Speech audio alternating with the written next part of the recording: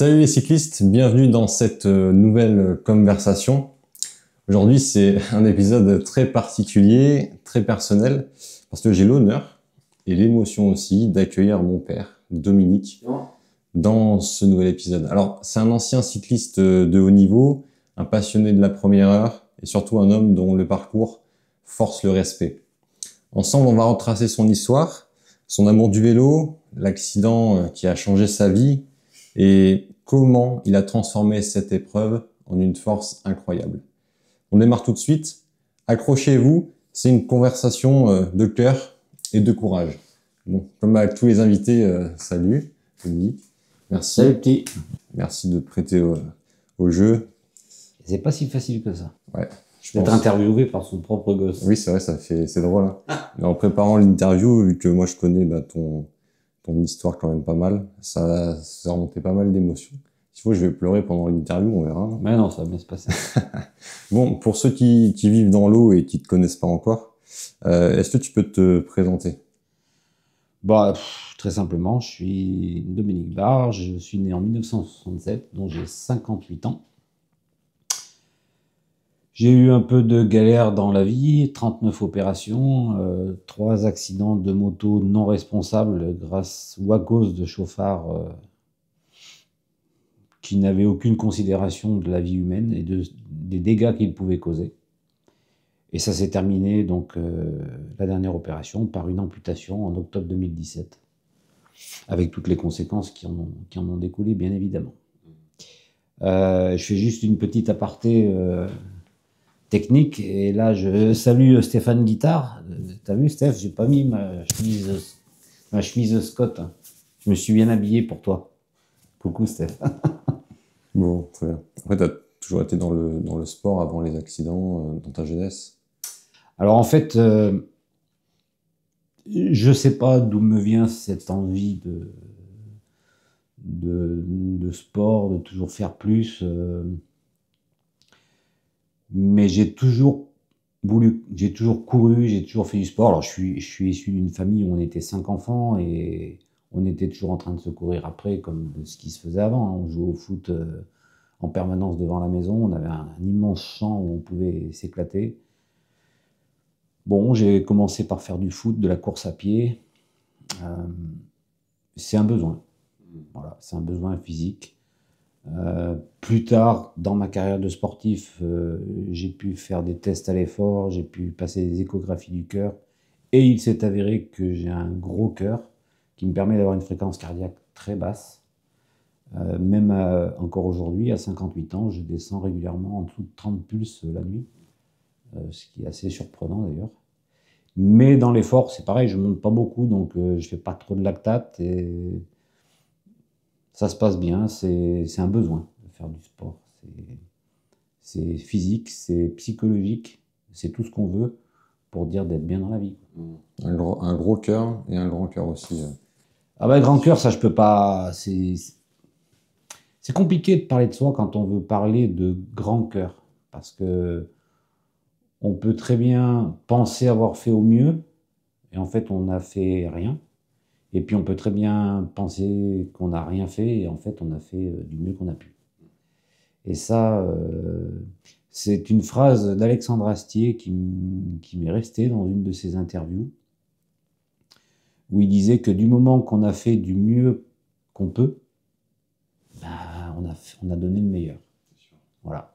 Alors que ce soit avec toi, que ce soit avec les clients, que ce soit quand je travaillais pour Intersport ou quand j'ai monté la structure chez Dom, qui était un atelier de mécanique, j'ai toujours cherché à faire au mieux, et jamais dans mon intérêt, mais toujours dans l'intérêt des autres. Voilà. Parce que je trouve personnellement que le monde est beaucoup trop égoïste et beaucoup trop égocentrique, et que de vivre un peu pour les autres, c'est-à-dire de faire plaisir aux autres, c'est aussi une philosophie de vie, et c'est ce qui permet de se sentir bien dans sa tête et dans ses baskets. Très bien, tant mieux. Tant mieux. On va essayer de suivre un fil toujours lié à ce qui t'est arrivé, au sport, à la performance et à d'autres choses dans cette conversation. Du coup, on va commencer avec l'accident qui a mené à l'amputation. Est-ce que tu peux nous raconter ce qui t'est arrivé comme accident? Bon, alors l'accident en lui-même a eu lieu en février 93. J'avais un magasin de moto. Et à cette époque-là, donc, je courais en Coupe Kawasaki, en championnat de France de vitesse 250. Et on préparait la moto d'une pilote qui courait en 250 promo sport. Et avec mon apprenti, on avait fini la préparation moteur. Et j'allais faire, comme c'est une moto de temps, ce qu'on appelle un arrêt carbu. Donc il fallait la faire chauffer. Donc j'allais la faire chauffer. Et ensuite, on montait 1, 2, 3, 4, éventuellement 5. Mais on coupe les gaz, on coupe le moteur et on regarde la coloration de la bougie pour voir si la carburation était bonne. Bon, bah, j'ai eu le temps que de faire l'aller, puisque en partant, en chauffant la moto, un gars est arrivé au bout de son chemin, il m'a vu, il s'est arrêté, et quand je suis arrivé devant lui, il a redémarré. Et en fait, j'ai évité la voiture en passant par l'arrière, qui m'a sectionné la jambe. Je me suis relevé avec le pied entre les deux cuisses. Bon, j'étais sportif, je fumais pas, je buvais pas, et le chirurgien a dit on va essayer de lui sauver la jambe. Et finalement, cette jambe a été sauvée. Il m'a dit vous allez la garder une vingtaine d'années. Je l'ai gardée 27 ans. Tant bien que mal, hein, parce que ça a occasionné trop d'opérations, je pense. Trop de souffrances, trop de négatifs dans la vie, qui font qu'à un moment ou un autre, ça marque l'esprit, ça marque le cœur, ça marque le corps. C'est pas si facile que ça. On m'a toujours dit, ah, t'as de la chance, t'as pu garder ta jambe. Je suis pas sûr. Parce qu'à l'époque, on m'aurait fait une amputation tibiale. Là, je me retrouve avec une amputation fémorale. Et ce sont deux amputations totalement différentes. Quand bien même, quand on discute avec les gens, souvent c'est, oh, je connais, j'ai un copain, on lui a coupé la jambe. Oui, mais on lui a coupé la jambe à quelle hauteur? Bah, à peu près vers le pied, là. Oui, mais c'est pas pareil, mon ami. Il manque une articulation quand tu es en fémoral. Le genou, qui est une articulation qui est hyper importante, et d'autant plus dans le vélo, c'est l'articulation qui permet de se mettre en danseuse ou pas. Voilà. Bon, tu connais la problématique aussi bien que moi. Oui. Et on parle souvent de la douleur physique, mais est-ce que la douleur mentale, c'est pas la plus grande bataille à un moment? Je crois que les deux sont liés. En tout cas, ce qu'il y a de sûr, c'est que au moment de l'accident, quand je me suis relevé, que j'ai regardé ma jambe, bah, il n'y avait plus rien, il y avait un bout d'os qui sortait au niveau du tibia, enfin, juste sous la rotule. Et je me suis dit, j'ai revu, alors c'est marrant ce moment de la vie où on revoit toute sa vie, tout le film de sa vie. Ça dure quelques secondes, peut-être quelques millisecondes. Mais je me suis rassis et je me suis dit, je vais mourir dans un champ. C'est naze comme fin. Et en fait, il y a un collègue, un gars avec qui je faisais de la moto de temps en temps, qui m'avait vu partir du magasin et qui s'est dit, tiens, je vais le suivre, je sais pas où il va, je vais avec lui. Et en fait, lui, il a vu l'accident, il a arrêté sa moto, il est venu vers moi et je lui ai dit, ah, Philippe, fais-moi un garrot parce que je vais mourir. Et donc, il m'a fait un garrot et c'est ce qui m'a sauvé la vie.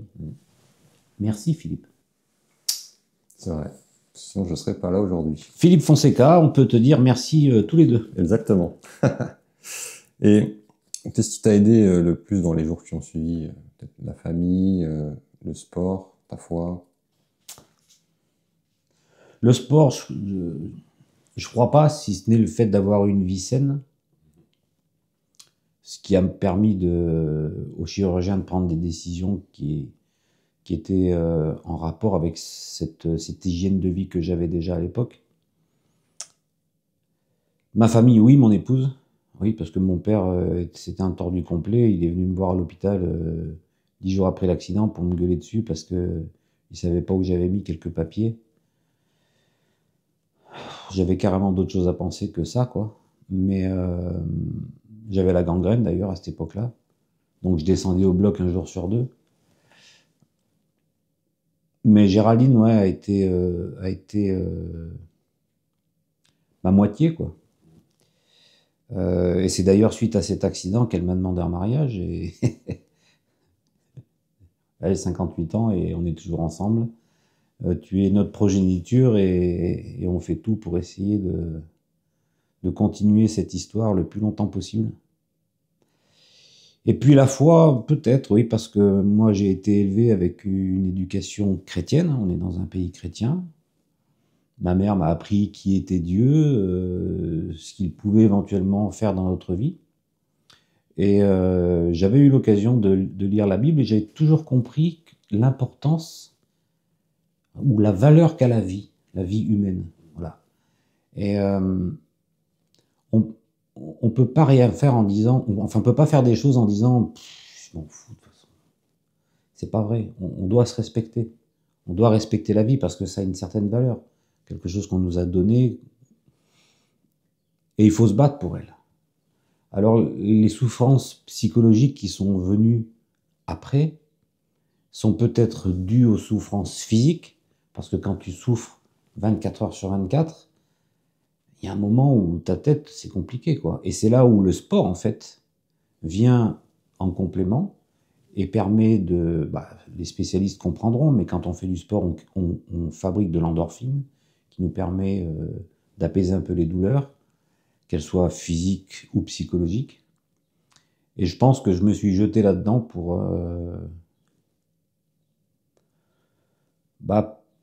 avoir un peu tout ça. Parce que la souffrance au quotidien, c'est pas tenable sur la durée. C'est pas tenable. Par exemple, cette nuit, encore une fois, je me suis réveillé, c'était 2h30 du matin, et c'est la souffrance qui m'a empêché de me rendormir. La douleur au moignon, je ne dors pas. Bon. Mais avec l'habitude, le corps on prend l'habitude avec le temps, et le corps arrive à faire des choses incroyables. Ça ne m'a pas empêché d'aller faire l'étape du Tour de l'Aude ce matin. Voilà. Donc c'est toutes ces histoires, toutes ces aventures entre guillemets ont fait que je suis le Dom d'aujourd'hui.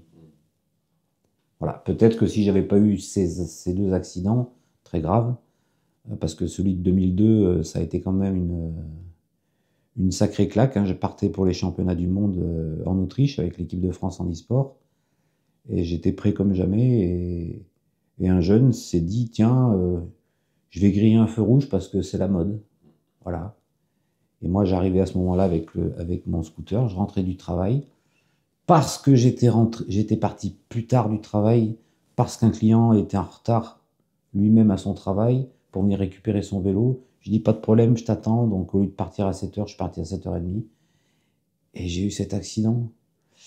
Le gars grille un feu rouge qui était rouge depuis 8 secondes. Il me percute sur le côté, on me ramasse avec 14 fractures et on remet le couvert. Donc 93, 2002. Là, je dois t'avouer que j'ai beau avoir une conscience de la valeur de la vie. En 2002, quand je me suis réveillé de mes 5 jours de coma, j'ai regardé Géraldine et je lui ai dit, je veux mourir. Bon, elle est venue me voir avec notre fils à l'hôpital, qui était tout petit. À l'époque. Et j'ai dit, pour lui, je vais me battre encore. Donc pour toi. Sinon, je pense que je serais plus là. Parce que je savais où j'allais. Je savais qu'il allait y avoir des opérations. Je savais qu'il allait y avoir de la rééducation. Je savais qu'il fallait encore souffrir. Je savais par là où j'allais passer. Et tout ça, c'était compliqué à digérer. Mais bon, ça passe. Beaucoup d'histoire est bien chargée, quoi.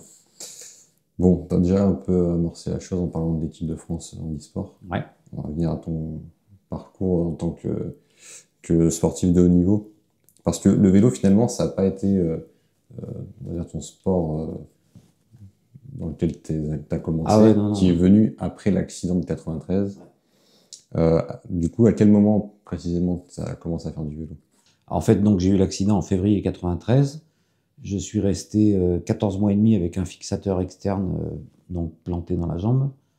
On me l'a enlevé en mai 94. Je suis rentré à la maison, en fait, on a déménagé. Pendant que je partais me faire enlever le fixateur, tu te rappelles, parce qu'on te l'a expliqué, mais ta mère avait dit on va aller habiter dans la Drôme, à Cré. Voilà. Donc elle partait avec le camion de déménagement dans la Drôme, et moi je partais à l'hôpital à Voiron, dans l'Isère. Mais j'ai commencé le vélo à cause ou grâce à mon frère, Jean-Philippe, qui est décédé depuis. Quand je suis arrivé à Cré, il m'a dit, tu sais, ce serait bien que tu fasses du vélo. Je lui ai dit, ouais, je sais, parce que le chirurgien m'a dit, monsieur Barre, il faut que vous fassiez ou du vélo ou de la natation, parce que votre genou est bloqué. J'avais 40 degrés d'amplitude. Et il me dit, si vous faites pas quelque chose de votre côté, vous allez rester avec une jambe raide. Et donc, j'ai commencé en 95 avec un VTT Peugeot où j'avais monté des pneus de route dessus, avec la selle très très haute pour pouvoir passer les 40 degrés, les fameux 40 degrés. Mais bon, alors pour la petite anecdote, ça coupe un peu, mais ça a pris quelques temps. Donc je roulais du mieux que je pouvais. Et en fait, un jour, en rentrant de l'entraînement, la selle s'est baissée d'un coup. Et j'ai senti toutes les adhérences dans le genou qui ont lâché. Et je me suis retrouvé en fait avec une jambe qui pliait normalement instantanément. Bon, par contre là, ça a piqué quelque chose. Ah oui, j'imagine. Ouais. Et ma première sortie, bon après, je pense que j'ai 2 minutes pour la raconter parce que c'est une anecdote qui est assez rigolote et qui résume assez bien mon caractère. Mais en fait, on part rouler avec Jean-Philippe. C'était ma toute première sortie. Et on faisait, tu t'en rappelles, Cré, Grane, on revenait à Cré par Alex. Okay, donc c'était un petit tour qui faisait 20 km, mais c'était ma première sortie de vélo. Et donc Cré-Grane, 9 km, on va jusqu'à Alex, et à Alex, au petit rond-point, là, au petit carrefour qu'il y avait un banc, et je dis à mon frère, écoute, j'en peux plus. Bon, je sais pas, j'avais dû avoir à cette époque-là, je devais en être déjà une trentaine d'opérations en 1 an et demi, quoi. Et je lui dis, j'en peux plus, on s'arrête quelques minutes. On s'arrête, je m'assois, passe un groupe de cyclistes qui dit, ouais alors, les blaireaux, le vélo, c'est pas comme ça, il faut appuyer sur les pédales. Hein. Jean-Philippe, on a 13 mois d'écart, il a compris tout de suite, il a dit non, Dom, non, non, non. Mais en fait, dans la tête, j'avais déjà dégoupillé, j'étais déjà sur le vélo, on a rattrapé le groupe, et je leur ai dit, en les doublant, je vais vous faire voir ce que c'est que le vélo. Et je me suis mis devant, et tant qu'ils n'avaient pas tous sauté, j'ai appuyé sur les pédales. Ils ont tous sauté? Oui. Ils ont dû prendre une bonne leçon là, à ce moment-là. Pas sûr, parce qu'ils ne me connaissaient pas, ils ne savaient pas qui j'étais, ils ne savaient pas d'où j'arrivais, mais par contre, moi, oui, j'en ai pris une, parce que malgré tout ça, des leçons de la vie, on en prend et on s'en donne soi-même. Parce que souvent, on se dit, je ne suis pas capable, mais en fait, si tu grattes un peu, si tu fais ce qu'il faut, si tu vas chercher au plus profond de toi toutes les capacités que tu as, tu arrives à faire des choses extraordinaires. Voilà. Il faut juste avoir conscience que les limites qu'on a, ce sont bien souvent celles qu'on se donne, pas celles qu'on a physiquement ou psychologiquement. C'est-à-dire que si je dis je ne suis pas capable de le faire, c'est fini. L'affaire est pliée. Tu ranges la nappe, tu fermes le tiroir, terminé. Non, non, c'est ah ouais, ça va être compliqué. Bon, ben, c'est pas grave, je vais le faire. Mais on fait du mieux. Après, c'est pas forcément, on va pas forcément faire des choses qui sortent de l'ordinaire, mais si on a fait du mieux qu'on peut, c'est bien. Voilà. Donc, te mettre au vélo, au final, c'était une évidence par rapport à ton état physique? C'était pas forcément le vélo qui allait. Je dirais oui, parce qu'en fait, j'avais le choix entre le vélo ou la natation. Hein. Ouais. Mais je trouvais incohérent et aberrant de devoir prendre ma voiture pour aller faire du sport. Et comme à Cré, on n'avait pas de piscine couverte, il fallait aller à Loriol, donc c'était à 15 ou 16 km de la maison. j'ai dit c'est plus facile de prendre un vélo et puis on y va. Et en fait, ça aussi c'est une autre anecdote, mais tu vas voir que ça recoupe un petit peu tout ce que tu as connu de notre vie. À cette époque-là, l'assurance adverse m'avait jamais versé la moindre indemnité ou la moindre indemnisation. Et la première indemnisation qu'ils m'ont donnée, la première chose que j'ai fait, je suis allé dans un magasin de vélos à Porte-les-Valences et j'ai acheté 3 vélos. Un pour Jean-Philippe, un pour Jérémy et un pour moi. Voilà. Et j'étais tout content d'avoir les premières vitesses indexées, le Shimano RSX, s'il me semble bien, en 7 vitesses. Et on avait mes 2 frères et moi, le même vélo. Ah, j'étais content. Ah ouais, ça fait une petite équipe un peu. C'est ça. Comme aujourd'hui avec les fractions qu'on a. Exactement. Ça, c'est cool. Ah, c'était des vélos qui sortaient de chez Blin. C'est un magasin de cycle qui était sur Vienne, il me semble bien. Et on les avait achetés par un petit magasin qu'il y avait à Porte-les-Valences à l'époque. Voilà. Bonne petite anecdote. Alors, ça, c'était le début dans le vélo. Après, il y a la carrière à haut niveau. Est-ce que tu peux nous parler de ta carrière sportive, les grandes courses, les grands souvenirs brièvement? En fait, j'ai connu l'handisport par hasard. On m'a dit, mais il y a des courses de vélo handisport. Et je suis allé faire ma première course handisport en 99.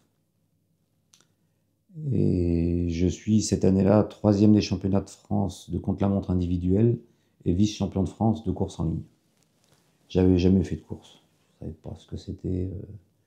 Et en fait, je me suis rendu compte que malgré un petit niveau à l'entraînement, bah, j'étais capable de faire des choses. Parce que dans la compétition, en fait, il y a certains athlètes qui ont tendance à se transcender et d'autres, au contraire, qui font du stress oxydatif, ce qui était le cas de mon frère, Jean-Philippe, qui était beaucoup plus fort que moi à l'entraînement, mais qui, dès qu'on arrivait sur une ligne de départ, dès qu'il mettait un dossard, il n'y avait plus personne. Alors que moi, c'était le contraire.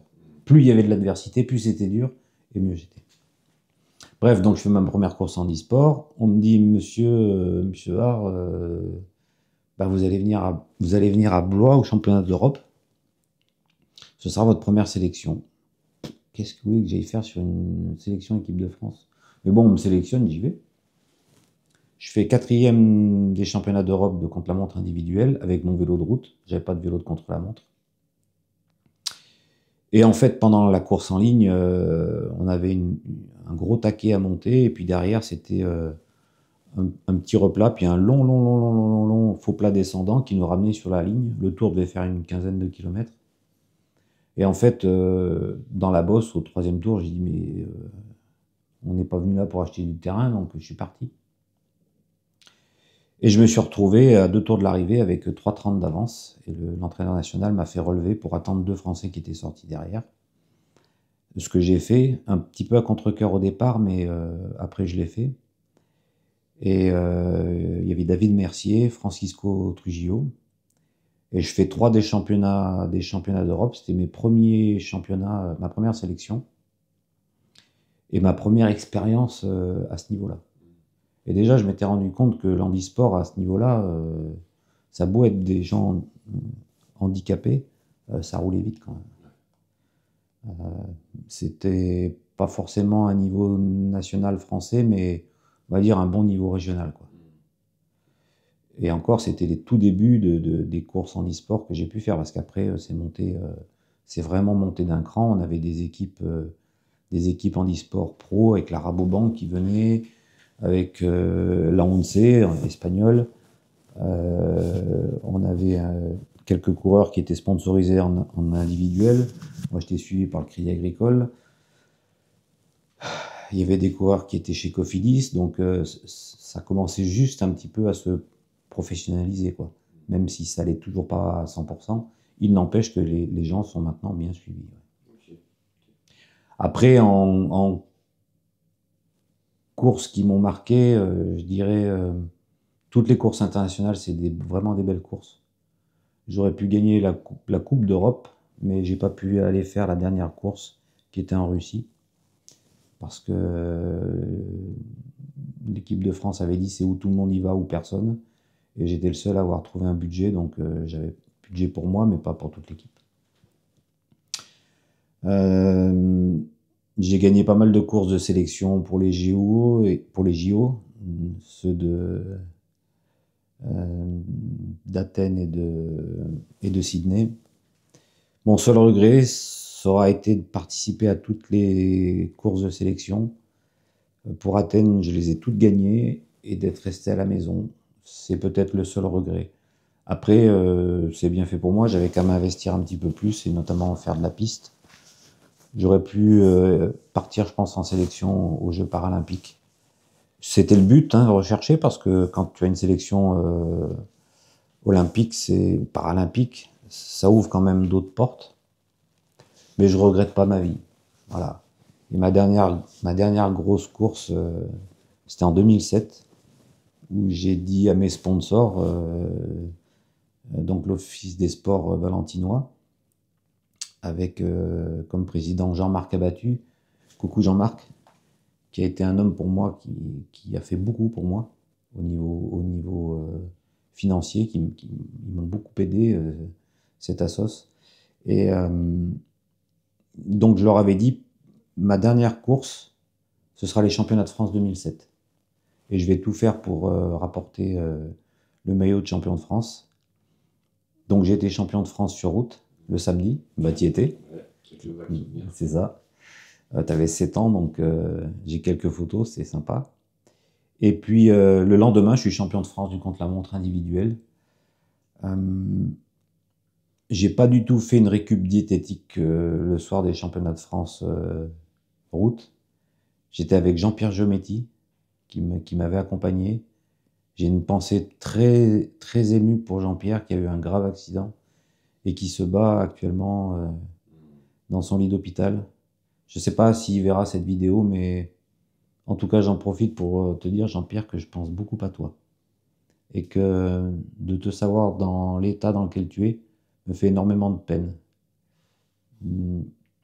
J'espère que ça ira bien pour toi. On espère. Voilà. Mais en tout cas, j'ai fait cadeau de mes maillots de champion de France à mes sponsors, donc j'en ai aucun. Ouais. T'as les médailles, peut-être une coupe? Ouais, j'ai les médailles, j'ai les coupes, elles sont à l'atelier dans une boîte. Il va falloir qu'on fasse une vidéo sur tous les maillots qu'on a. Ah ouais, les il coupes y en a quelques-uns. Après, vraiment en course qui m'avait marqué aussi, à part les championnats de France, mais c'était donc avant la sélection, avant que je reçoive ma sélection pour Athènes, le Crédit Agricole me demande d'aller faire l'ouverture du contre-la-montre individuel Bédouin Mont Ventoux pour le Critérium du Dauphiné libéré. Donc j'avais le dossard 1, la pression. Ouais, grosse pression. Un deuxième dossard 1, parce que le dossard 1 était porté par un des coureurs de l'épreuve. Et en fait, en descendant au départ de la course, je reçois un appel de la Fédé qui me dit on est désolé, mais vous n'allez pas aller aux Jeux paralympiques. J'ai failli faire demi-tour, puis j'ai dit quand même, par respect pour mes sponsors, je vais aller faire ce contre-la-montre. Et il y avait un énorme vent du nord ce jour-là, et je fais le Ventoux, donc départ kilomètre 0, depuis la rampe de lancement. Pas très motivé, parce que je faisais que ressasser dans ma tête cette histoire de non-sélection. Et bon, je monte bon an, mal an, 1h19. Bon. Alors que de l'autre côté, je le montais, mais les 2 fois où je l'ai monté en course, c'était 1h09, 1h11. Donc assez régulier, quoi. Mais c'était cohérent, hein. 1h19 côté Bédouin avec un gros vent de face. C'est cohérent avec 1h09, 1h11 côté Malocène. C'est un contre-la-montre très particulier, le Mont Ventoux. C'est vraiment une bosse que j'affectionne particulièrement. On a eu l'occasion de la monter d'ailleurs ensemble, plusieurs fois, dont la semaine avant mon amputation ou 15 jours avant. Ouais, dans ces eaux-là. Ouais, un affect particulier pour cette bosse. On reviendra sur ça aussi un peu plus tard. Du coup, comme tu disais, l'adversité te transcendait. Mais après, tu étais quel genre de coureur en général, en termes de profil? Alors, je dirais que sur le vélo, ou en général, je suis assez Dr Jekyll et Mr Hyde. C'est-à-dire qu'autant avant la course, après la course, je peux être très cool, autant pendant la course, pendant les courses, Il n'y a pas de copain. ah non. Je ne sais pas si Rudy va regarder cette vidéo. Sûrement. Rudy Lacheret. Coucou Rudy. J'en aurais fait des coucous aujourd'hui. Salut Eric Pesquet. Salut. Rudy pourra en témoigner, mais championnat Dromardèche, je crois, Rudy, tu diras peut-être dans les commentaires, mais que c'était justement pour 2007. On se retrouve en échappée, on est 9 en échappée. Rudy, je le connaissais très très bien, c'est un très bon copain, on fait encore du vélo ensemble. Et il était toujours derrière, il prenait pas de relais. J'étais l'instigateur de cette échappée. Et je descends derrière, je lui dis, c'est où tu roules ou tu sautes? Il m'a dit, je peux pas. Bah, j'ai dit, bah, tu sautes. Et j'ai fait qu'attaquer jusqu'à ce que tout le monde ait sauté, quoi. On se retrouve à deux avec un gamin, il avait à peine 20 ans, pour la gagne, donc il y avait une bosse. Je lui dis, alors petit, t'as jamais gagné de course? Il me dit non. Je dis, bah, je t'emmène. Et au dernier virage, je le laisse passer. Parce que moi, je voulais juste être sûr que la préparation que j'avais eue pour les championnats de France était la bonne. Voilà. Le titre champion Dromardèche, c'est bon. Oui, pour arrêter après. C'est bon. Autant que lui en profite. C'est sûr. Il est jeune et tout. Ok. Donc, assez homme à tout faire, quoi. Baroudeur, en gros. Ouais, je sais pas pourquoi est-ce qu'on veut. C'est difficile de se catégoriser. Ouais. Parce que j'étais vraiment un gros rouleur. Et en montagne, capable de faire des choses absolument incroyables. Par exemple, le Ventoux, je le montais régulièrement en 1h30 sur le gros plateau. Et à l'époque, on n'avait pas les braquets qu'on a maintenant, hein. Donc, j'ai gagné des courses des montées chronométrées. Pour la petite anecdote, mon braquet le plus petit, c'était 41-21. Et le Ventoux, je montais sur la plaque, sur le 51, 17, 19, en 1h30. Donc j'avais une capacité à grimper, une capacité à soutenir l'effort, bon, qui était ce qu'elle était, avec cette particularité, c'est qu'avec mon handicap, je ne montais qu'en danseuse, tout le temps. Et j'avais un corps qui s'était habitué à monter comme ça, mes fréquences cardiaques ne montaient pas plus que si j'étais assis. C'était assez rigolo. Quand j'embrayais, j'étais capable de monter le Ventoux, par exemple, c'était 1h30, 2 danseuses. Il faut les lombaires sacrément musclés. Ouais. Ouais, elles le sont toujours, hein. Ouais. Ça me sert maintenant. Ah bah oui, pour être gainé, etc. C'est ça. Moi, je suis tétras à toujours monter aussi en danseuse. C'est ça. Bon, c'est bien. Bon, aujourd'hui, tu roules encore. Et l'approche du vélo, elle a changé avec l'amputation, forcément. Alors, l'approche du vélo, elle a changé, oui. Mais c'est plus en termes d'objectifs, c'est-à-dire que j'en ai plus. Mais je continue de garder cette hygiène de vie, c'est-à-dire coucher à heure fixe, lever à heure fixe. Par exemple, même quand je dors pas, ben, j'essaye de toujours déjeuner à 6 heures du mat. Bon, ce matin, c'était 5 heures parce que je pouvais vraiment plus tenir, mais j'essaye d'être de pas sortir d'un certain protocole parce que je sais qu'il fonctionne. Voilà. Une alimentation assez light. Parce que le problème, c'est qu'avec l'amputation, j'ai eu droit à toute une batterie de médicaments pour supporter l'amputation qui, en fait, m'ont fait prendre 10 ou 12 kilos. Mais je prenais 500 grammes par semaine à l'hôpital. J'y suis resté presque 6 mois, tu fais le compte. Et alors qu'à l'hôpital, j'avais un régime hypocalorique, c'est-à-dire 1500 calories jour. C'est que dalle. C'est même pas ce qu'il faut pour vivre, pratiquement. Et je prenais 500 grammes par semaine. Et pourtant, en rééducation, j'y étais du matin à 8h jusqu'au soir 17h, sans arrêt. Je prenais les escaliers avec mes béquilles. On avait 2 étages pour aller au restaurant pour manger. Je les descendais et je les montais en béquilles. Donc vraiment, je bougeais toute la journée. Et malgré ça, 500 grammes par semaine. Sauf que ces 500 grammes, quand ils sont installés à cause de ces cachets, qui, je pense, défoncent complètement la flore intestinale et défoncent le foie, tout ce qu'on veut, tous les émonctoires, pour revenir en arrière, c'est compliqué. c'est compliqué. Et je pense que c'est plus là, si tu veux, que j'ai souffert psychologiquement, c'est de voir que je devenais une baleine, alors que je faisais tout pour rester à mon poids de forme. Je fais 1m71, mon poids de forme c'était 62-64 kilos. Voilà. Je suis descendu une fois à 57 kilos, mais là, c'est du grand n'importe quoi. Au bout de 60 bornes, il n'y avait plus de son, plus d'image. Ouais, c'est pas bon. Non, c'est pas très bon. Donc psychologiquement, ouais, de voir que ton corps change et que tu peux rien y faire, c'est compliqué. Ouais, c'est sûr. Bon, ça se travaille hein, dans la tête. Hein. Il y a un moment, tu dis, bon, bah, je peux rien y faire, donc je fais avec ce que j'ai, quoi. Et puis voilà, quoi. Mais c'est vrai que l'amputation a amené pas mal de changements dans la façon de rouler, dans la façon d'aborder les entraînements. Au niveau cardiaque, il y a des choses qui se passent qui sont absolument... On a discuté avec l'entraîneur du club de triathlon de Toulouse. Quand il a vu mes stats d'entraînement, il a dit c'est pas possible. Mais si, c'est juste que le corps s'habitue. Et ça fonctionne. Alors je dis pas que c'est ce qu'il faut faire, hein, mais quand tu passes plus d'1h30 en zone rouge, c'est-à-dire entre 90 et 100% de FC max sur des sorties de 3 heures. Ouais, sur moitié, ça fait beaucoup. Ça fait beaucoup quand même.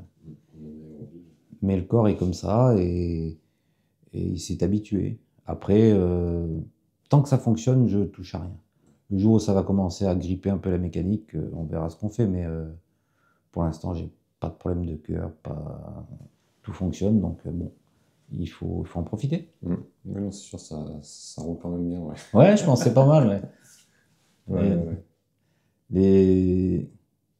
Et encore qu'on est dans une région qui est un peu compliquée, quoi. Oui, pour trouver du plat, enfin, c'est Bah, pas très ouais, varié. tu vois, hier, pour aller chercher 85 bornes de plat, faut prendre une route nationale qui est trop fréquentée. Mais bon, malgré tout, en traversant la ville, etc., on fait 32 moyenne, je trouve que c'est pas mal. Et Pour une première étape où il faut rester en gestion quand même. c'est ça. Aujourd'hui, je suis resté vraiment en gestion, hein, parce que je fais 120 plus de moyenne et 139 en max, donc j'ai fait vraiment de la gestion. Et on fait 27,5 de moyenne. Donc, ouais, c'était pas mal. Si ça dure 3 semaines comme ça, je pense que ça va être un tour de l'eau exceptionnel. Et puis c'est bon pour l'entraînement aussi. Ok. Forcément, ton parcours, ton histoire, tes combats, ta façon d'y parvenir, ça peut être inspirant pour quelqu'un. Alors, quel conseil tu donnerais à une personne qui pourrait se retrouver dans la même situation que toi au niveau d'une amputation, je veux dire? Après, c'est difficile de donner des conseils parce que j'ai pour habitude de dire que les conseilleurs ne sont pas les payeurs. Et que face à la maladie, face à une amputation, face à la souffrance, on a tous une approche qui est différente. S'il y a vraiment quelque chose sur lequel il faut insister, c'est de toujours croire en ses rêves. Parce que si on se dit c'est fini, bah, c'est plus la peine de vivre si on n'a plus de rêve. Si la vie c'est juste manger, dormir et rester assis sur une chaise, c'est fade la vie. Hein. Donc c'est pas une amputation qui va arrêter la vie. C'est une amputation va changer la vie. Et après, il faut retrouver son chemin avec ce qui se passe à ce moment-là. Pour avoir côtoyé des gens en équipe de France qui ont été amputés jeunes, Sébastien Serrière, Laurent Thirionnet, c'est des gars qui ont, bah, dans leur tête, ils se sont dit, bon, bah, ce que je peux plus faire avec 2 jambes, je vais le faire avec une. Alors tu revois tes prétentions à la baisse, peut-être, mais en attendant, ce que tu es capable de faire, c'est juste énorme, quoi. Et de voir que sur des sorties où on va faire plus de 1000 mètres de dénivelé à 26, 27 de moyenne, je suis qu'à 1,5 km/h de vous, qui montez l'école, pas forcément pleine balle, mais bah, je me dis que c'est pas si mal quand même. Donc, par contre, il faut s'en donner les moyens, hein. Ça, c'est sûr que si je regarde mon vélo puis que je dis ouais, ça va aller, ouais. Ça va aller, non, ça va pas aller, ça va rien du tout d'ailleurs. Alors que si on s'en donne les moyens, on peut faire des choses extraordinaires. Une jambe en moins ou pas, quoi. Enfin, quand je dis une jambe, ça peut être un bras, ça peut être n'importe une maladie. Euh, un petit coucou encore, tiens, un petit coucou encore à Thomas Béchet, qui a eu un cancer, qui s'est sorti d'un cancer. On a roulé les premières fois après ses chimios ensemble. Et j'espère que mon exemple lui a servi, je pense. Ça l'a motivé, je me rappellerai toujours, toujours, toujours. Thomas, tu peux me croire, hein, la première fois que je suis allé te chercher à Die, tu étais dans un état, on aurait dit un locteux. Mais quand je te vois maintenant, je suis content.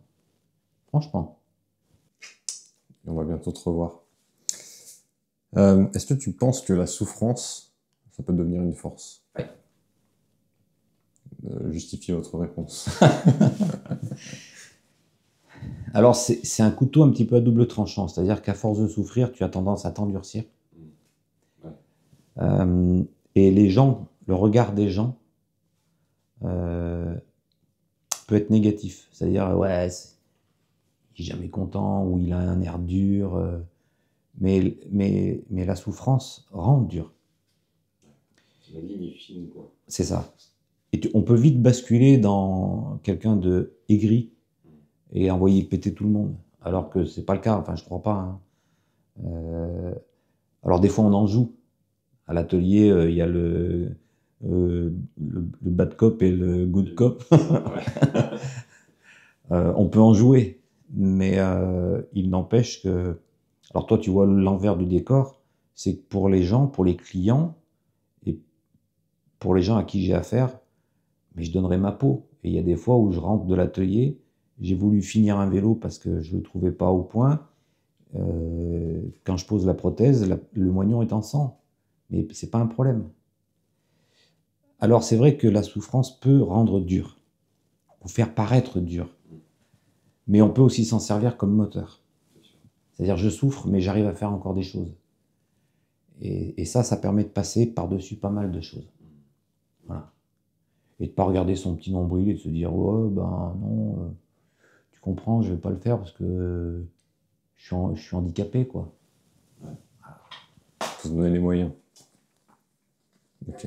C'est quoi ton moteur aujourd'hui? Qu'est-ce qui te pousse à continuer d'avancer? Toi? C'est beau. Je sais pas, mais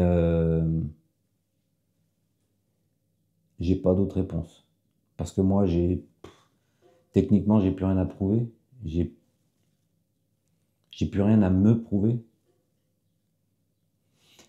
Donc là, ouais, la seule chose, c'est que je me lève le matin, c'est pour que mon gamin puisse vivre de son métier, qu'on puisse vivre encore longtemps de notre passion, le plus raisonnablement possible. Je veux pas que tu sois riche, je veux que tu puisses vivre. Moi, avec maman, on n'a jamais été riche, mais on a toujours vécu bien. Et de se battre pour que sa progéniture, quelle qu'elle soit, hein, qu'on peut avoir un enfant, 2 enfants, 3 enfants, peu importe, il n'y a pas de chiffre max, mais on doit se battre pareil pour tous. Et en fait, on est là pour donner tout ce qu'on a à ceux qu'on aime. Alors il y en a qui comprennent, il y en a qui ne comprennent pas, hein, et quand je dis ceux qu'on aime, c'est la famille en général, hein, les amis. Il y en a qui ont jamais compris, en fait, ma façon de fonctionner. Mais peu importe, c'est pas mon problème. S'ils comprennent pas, je vais pas non plus... je vais pas les forcer, je vais pas refaire le monde. Voilà. Mais tu me demandes quel est mon moteur pour aujourd'hui, c'est toi. Point. Bon, honoré. Et pas de quoi. Normal. Ok, bon, on va finir avec 4 petites questions un peu plus légères, ouais, avec des réponses courtes. On en a déjà parlé un petit peu tout à l'heure quand tu évoquais le Ventoux, mais c'est quoi ton col ou ta route préférée à rouler à vélo?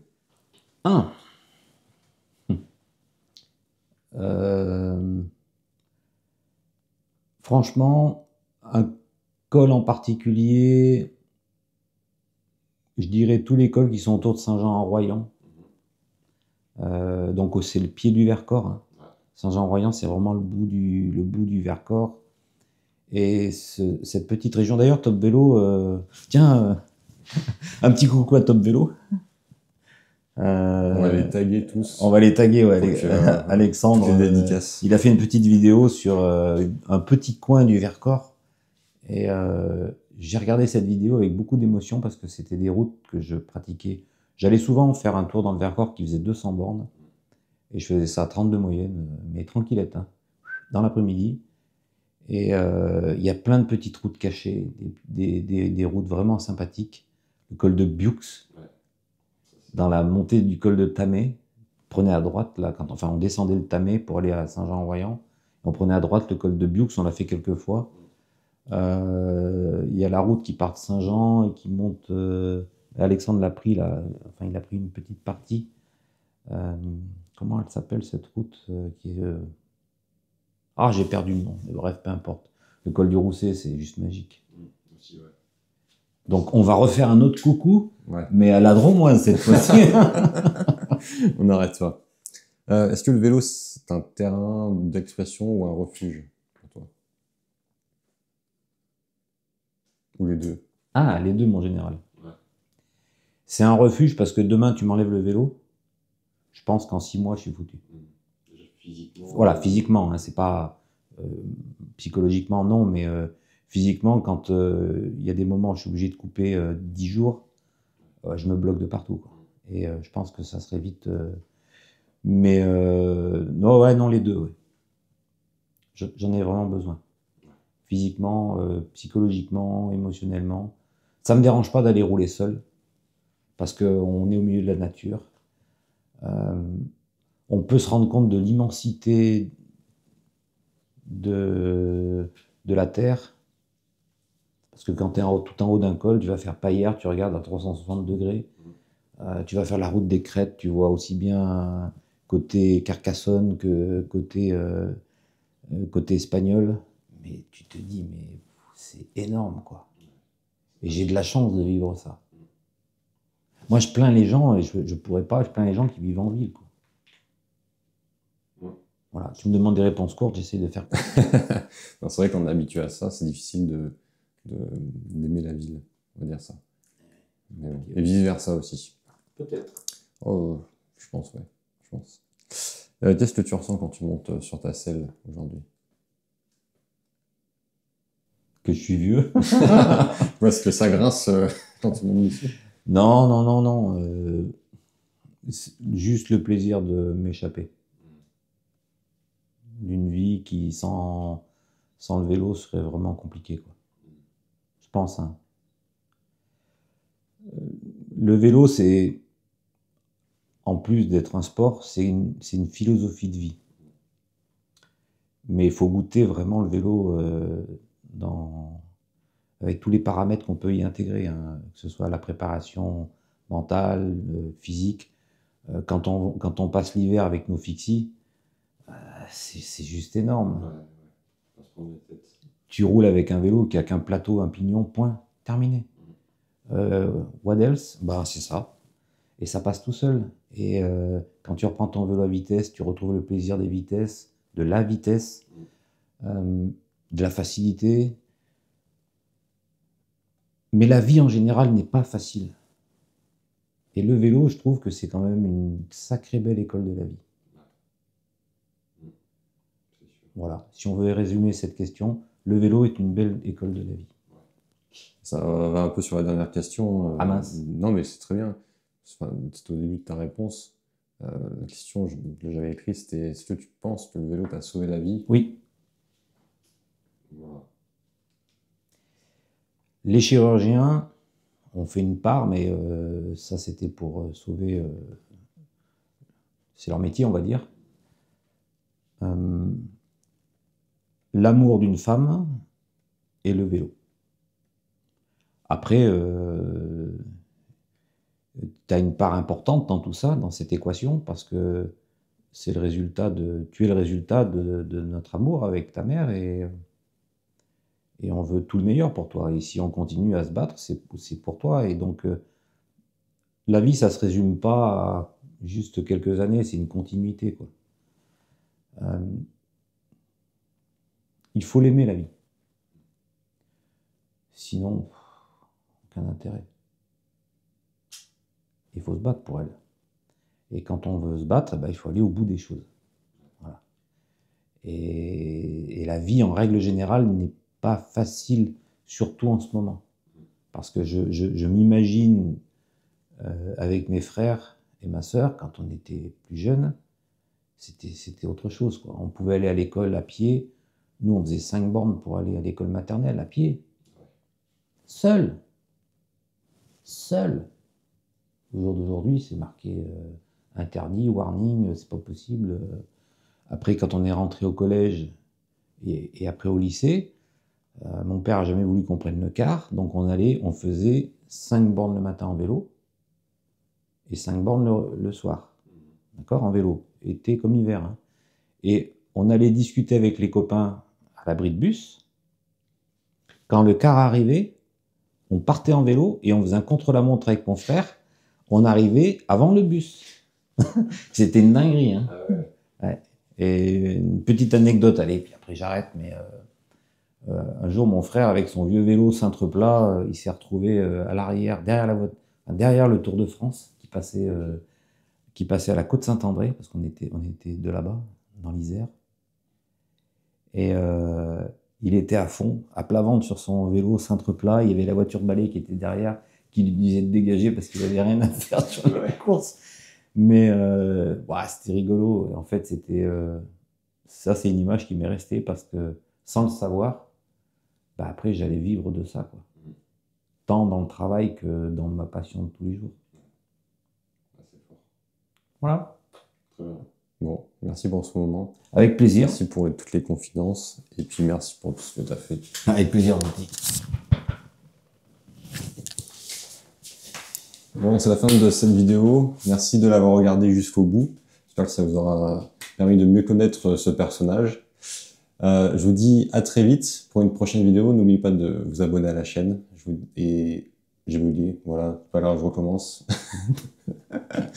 Bon ride à tous. Salut.